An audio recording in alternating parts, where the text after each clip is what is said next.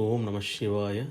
தெய்வத்தின் குரல் முதல் பகுதி, காமாட்சியின் சரிதை என்ற தலைப்பில் மகாபெரிவா அருளிய உரையின் தொடர்ச்சி. பரமேஸ்வரிடம் தம்மீது மோகத்தை உண்டாக்கினாள் காமாட்சி. எதற்காக? மனுஷர்களின் மோகத்தை அவர் அடக்கி அவர்களுக்கு ஜனன நிவிருத்தி தர வேண்டும் என்பதற்காகவே.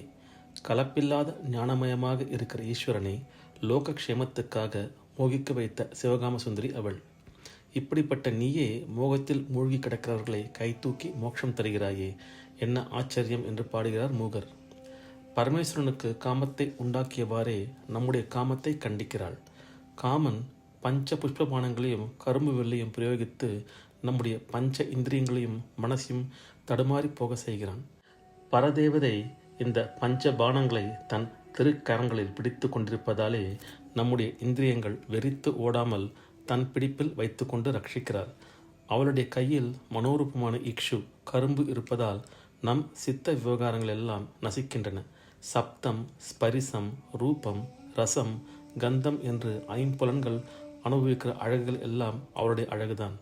இவற்றை அனுபவிக்கிற நம் மனசும் அவள் கையில் வசப்பட்ட வஸ்துதான் என்று உணர்த்துவதற்காக கரும்பு வில்லும் மலர் அம்புகளும் வைத்துக்கொண்டு காமாட்சியாக திவ்யரூபம் கொண்டிருக்கிறாள்.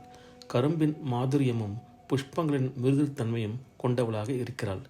எந்த அக்ஷங்களால் கண்களால் ஈஸ்வரனுக்கு காமத்தை உண்டாக்கி காமாட்சி ஆனாலோ அதே கண்களின் கடாட்சம் நம்மேல் துளி விழுந்தால் போதும், நமக்கு எந்த விதமான காமமும் பறந்துவிடும். நாம் பார்ப்பதையெல்லாம் அவளுடைய பல வேஷங்களாகவே பார்ப்போம். எல்லாம் ஒன்றாகிவிடும், அத்வைதமாகிவிடும். ஒன்று உசத்தி ஒன்று தாழ்த்தி என்று இராது. காடும் வீடும் சத்ருவும் மித்திரரும் ஓடும் யுவதியின் உதடும் சமமாகவே தெரியும் ஸ்ரீ காமாட்சியின் கடாட்சம் பெற்றவர்களுக்கு என்று மூகர் இடையே சொல்கிறார். எல்லாம் சமமாகும் அந்த நிலைதான் பிரம்ம ஞானம் என்பது. பார்வதி கல்யாண வைபவத்தின் போது சகல லோகங்களும் ஆனந்தமாக இருந்தன. அப்போது மன்மதனுக்கு மட்டும் தேகமில்லாத குறை இருக்க வேண்டாம் என்று அம்பாளும் ஈஸ்வரனும் கிருபை கொண்டு அவனுக்கு எரிந்து போன சரீரத்தை மறுபடியும் தந்தனர். தபஸ்வியாக இருந்த பரமேஸ்வரன் பார்வதியை திருக்கல்யாணம் செய்து கொண்டார். பிறகு குமரோத்பத்தியும் செய்துவிட்டார். ஒரு விதத்தில் இது தன்னுடைய வெற்றிதான் என்று மன்மதன் சந்தோஷப்பட்டான். இதை தன் வெற்றியாக அகில லோகமும் மதிக்க செய்ய வேண்டும் என்று ஆசைப்பட்டான். தாம்பத்தியம் செய்து வைப்பது இவன் டிபார்ட்மெண்ட் தானே. அம்பாளே இந்த இலாக்காவுக்கு இவனை ஆபீசராக போட்டிருந்தாளே. தன் இலாக்காவுக்குள் வருகிற காரியம் நடந்தபோது அதற்குரிய பெருமை தனக்கே சேர வேண்டும் என்று நினைத்தான். பரமானுகிரகமூர்த்தியான அம்பாளை பிரார்த்தித்தாலே தன் ஆசை நிறைவேறும் என்று கண்டு கொண்டான். சர்வ வியாபினியாக இருக்கிற பரபிரம்ம சக்தியான அம்பாள் காஞ்சி மகாக்ஷேத்திரத்தில் விசேஷ சாநியத்தோடு காமாட்சியாக எழுந்தருளிருப்பதை அறிந்து கொண்டான்.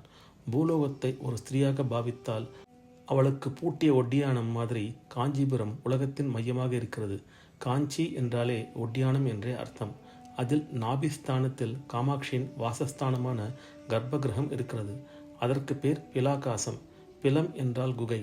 நாபிக் கொடியிலிருந்து கர்ப்பத்தில் இருக்கிற குழந்தை ஆகாரம் பெறுகிற மாதிரி சகல ஜீவராசிகளும் இந்த பிலாகாசத்திலிருந்து தான் அம்பாளின் அனுகிரகத்தால் சகல சக்திகளையும் பெறுகிறார்கள்.